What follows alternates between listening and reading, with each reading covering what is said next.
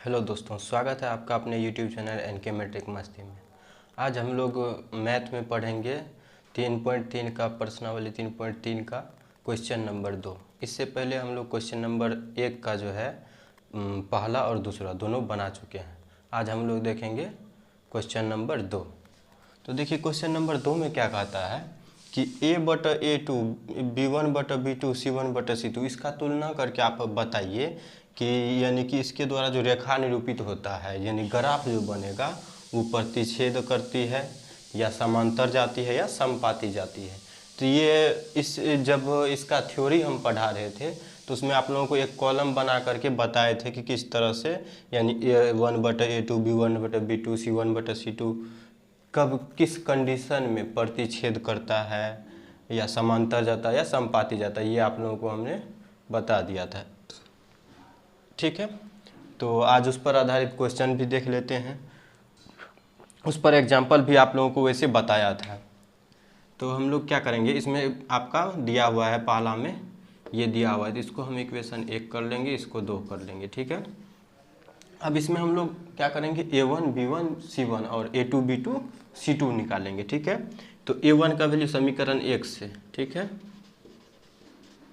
समीकरण 1 से क्या हो जाएगा 5x - 4y + 8 = 0। ठीक है, अब इसमें a1 बराबर क्या हो जाएगा, x का गुणांक लेते थे तो 5 हो जाएगा, b1 का क्या हो जाएगा तो y का गुणांक, और यहाँ पर देखिए उसमें क्या होता है प्लस, यहाँ माइनस है तो -4 के साथ आएगा तो -4 हो जाएगा। ठीक है, और c1 का वैल्यू क्या हो जाएगा तो 8 हो जाएगा।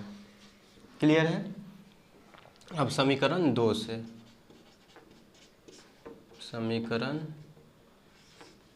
2 से, तो समीकरण 2 में क्या है 7x + 6y - 9 = 0। ठीक है, अब इसमें देखिए इसमें भी a1 b1 a2 निकालेंगे, a2 क्या हो जाएगा तो 7 हो जाएगा, b2 आपका क्या हो जाएगा तो 6 हो जाएगा y का गुणांक, और c2 हो जाएगा -9। ठीक है, तो हम लोग को a1 b1 c1 और a2 b2 c2 निकल गया।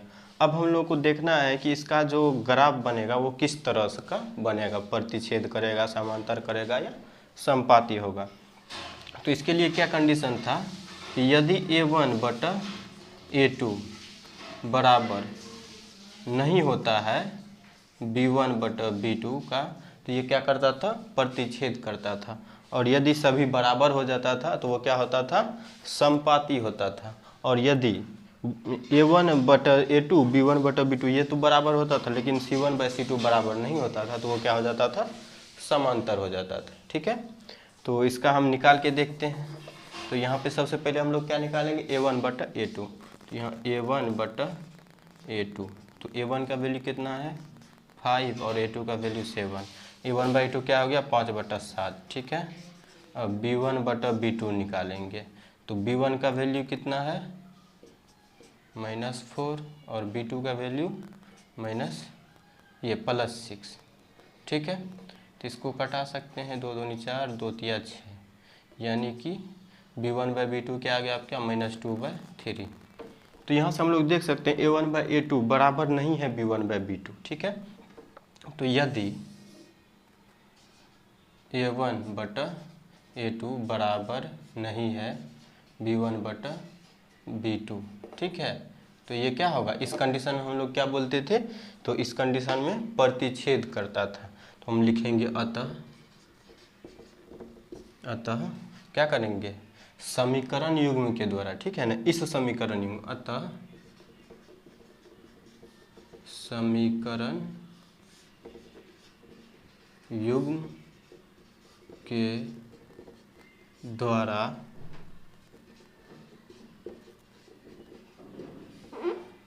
निरूपित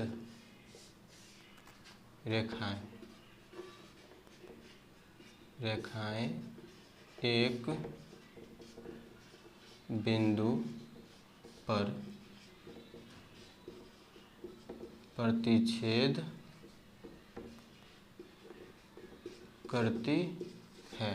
यदि दूसरा कंडीशन आता तो हम लोग क्या कर देते, यहाँ पर क्या कर देते, तो निरूपित रेखाएं क्या करती है, समांतर है, तो या निरूपित रेखाएं समपाती है, इस तरह से यहाँ जोड़ देते। जैसे यहाँ निरूपित रेखाएं एक बिंदु पर प्रतिच्छेद करती है।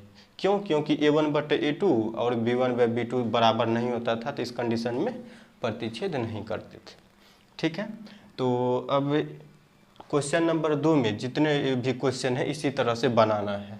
तो मैं उम्मीद करता हूं कि आप लोग इसमें जितने भी और भी क्वेश्चन है वो आप लोग बना लीजिएगा।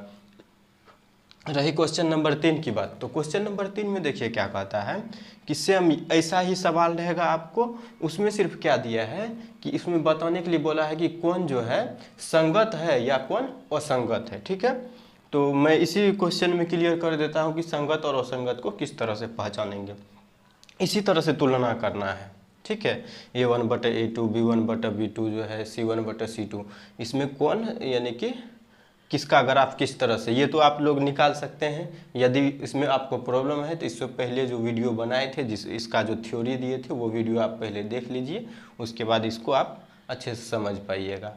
तो अब क्या होता है कि उसमें आप लोगों को बताए थे ये क्या करता है, प्रतिच्छेद करता है। और जिस दो समीकरण युग्म का ग्राफ जो है प्रतिच्छेद यदि करता है तो उसका क्या होता है, केवल एक हल होता है। और जो क्या करता था, समपाती होता था, उसका क्या होता था, अनेक हल, बहुत ज़्यादा हल होता था, एक से अधिक हल होता था। और जो क्या होता था, समांतर होता था, उसका कोई हल नहीं होता था। तो अब इसमें संगत और असंगत किस तरह से पहचानते हैं, तो जिस समीकरण युग्म का, ठीक है, जिस समीकरण युग्म का हल होगा, तो हल किसका किसका होता है, जो प्रतिच्छेद करता है उसका एक हल होता है और जो समपाती होता है उसका अनेक हल होता है। तो इस दोनों का क्या होता है, हल निकलता है। लेकिन जो समांतर जाता है वो कहीं कट ही नहीं करता है, तो उसका आंसर निकलता ही नहीं, यानी उसका कोई हल नहीं होता है। तो जिसका कोई हल नहीं होता है वो क्या होता है, असंगत होता है, और जिसका हल निकल जाता है वो क्या होता है, संगत होता है। तो यहाँ पे हम आप लोगों को लिख देते हैं क्वेश्चन नंबर 3 के लिए। ठीक है, क्वेश्चन नंबर 3 के लिए क्या हो जाएगा, तो आप लोग प्रतिच्छेद, समांतर और समपाती ये निकाल सकते हैं। तो अब इसी में हम लोग क्या करेंगे, यदि, ठीक है, इतना के लिए, यदि समीकरण युग्म रेखाएं, ठीक है, रेखाएं, पहला क्या, प्रतिच्छेद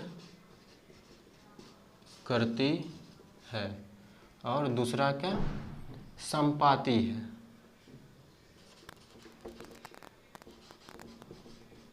समपाती है, तो इस दोनों कंडीशन में आपका क्या होगा, संगत होगा।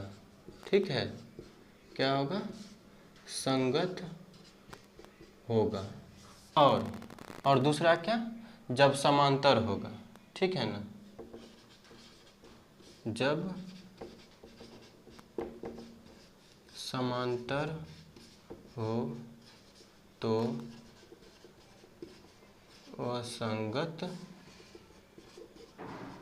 होगा। ठीक है, ये दोनों आपको क्लियर है। तो इस तरह से आप क्वेश्चन नंबर 3, इसी का क्वेश्चन नंबर 3 बना सकते हैं। ठीक है, तो उम्मीद करता हूँ कि आप लोगों को यह वीडियो अच्छा लगा हो। यदि आप लोगों को वीडियो अच्छा लगा हो तो चैनल को सब्सक्राइब करें और अपने दोस्तों को वीडियो को शेयर ज़रूर करें। आज के लिए इतना ही।